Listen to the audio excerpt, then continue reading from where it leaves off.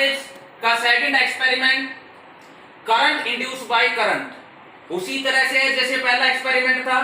Experimental setup consist of two coil P and Q. यहां दो coil P और Q ली गई है, प्रत्येक में कुछ टर्न है। ये टर्न सेम भी ले सकते हैं, डिफरेंट भी ले सकते हैं।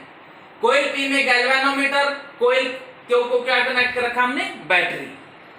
अब क्या कहना है, नॉर्थ पोल की जगह कॉइल क्यू कह दो, बाकी वही चीज हो गई।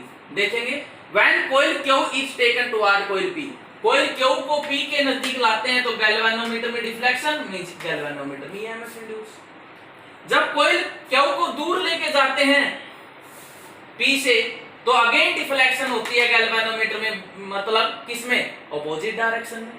कॉइल क्यू को दूर लेके जाएंगे तो गैल्वेनोमीटर में ऑपोजिट डायरेक्शन में डिफ्लेक्शन मिलती है, मींस ऑपोजिट डायरेक्शन में ईएमएफ इंड्यूस। व्हेन आइदर किसी भी कॉइल को फास्टली मूव करते हैं, नजदीक लाते हैं दूर, large deflection large EMF induce. Fourth point में आइदर कॉइल को स्लोली मूव करते हैं तो small deflection small EMF induce.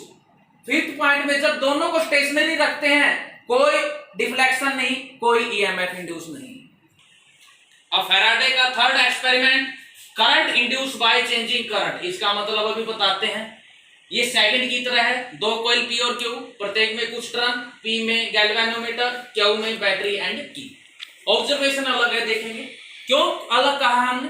पहले दो एक्सपेरिमेंट में हमने देखा है जब रिलेटिव मोशन यानी डिस्टेंस चेंज होती थी तभी ईएमएफ इंड्यूस होती थी। यहां देखेंगे बगैर डिस्टेंस चेंज किए रिलेटिव मोशन के भी ईएमएफ इंड्यूस हो सकती है।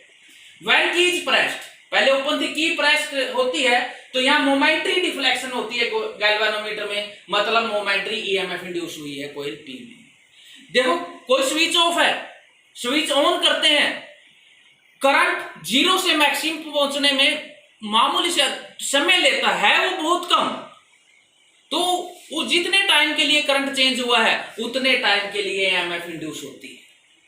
यही ईएमआई है, इलेक्ट्रोमैग्नेटिक इंडक्शन, आगे हम जिक्र करेंगे डिटेल में। जब की को ओपन किया जाता है, प्रेस रही थोड़ी देर के लिए, की को ओपन किया, अगेन मोमेंटरी डिफ्लेक्शन हुई लेकिन ऑपोजिट डायरेक्शन में, मतलब ईएमएफ इंड्यूस हुई है ऑपोजिट डायरेक्शन में। हमने कहा था स्विच ऑन किया, जीरो से मैक्सिमम पहुंचने में कुछ मोमेंट लिया, जब वो मैक्सिमम पहुंच गया, अब करंट एक जैसा है, कोई ईएमएफ इंड्यूस नहीं। ऑफ करेंगे तो मैक्सिमम से जीरो जाने में भी कुछ मोमेंट लेगा, यानी वहां भी करंट में चेंज होगा, ईएमएफ इंड्यूस होगी।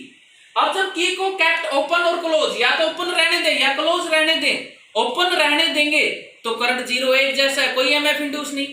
क्लोज रहने देंगे, यदि वहां पोटेंशियल कांस्टेंट है तो करंट कांस्टेंट रहता है, तो कोई डिफ्लेक्शन नहीं होती, कोई ईएमएफ इंड्यूस नहीं होती।